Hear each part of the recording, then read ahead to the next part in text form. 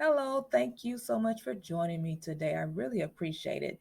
Today, we are going to be in the community of Cane Island, which is located in Katy, Texas. Now, this beautiful home that we're currently viewing is built by Shea Homes. It is called the 6020. This home is unique because you can either have it a one story or make it a one and a half story. Now, of course, this is going to be the model home, and they're going to pull out all the bells and whistles to show you why you should pick them as your builder of choice. This home on the second floor, they have done a game room. It is a four-bedroom, three and a half bath home.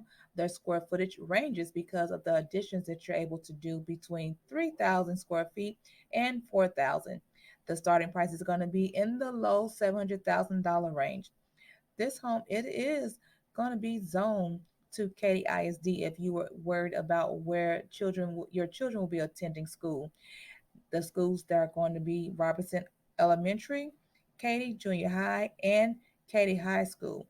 Now, for some reason you don't want your children to go to a public school, you might want to go the private sector. No worries, Katy has different types of private schools, including the British International School of Houston.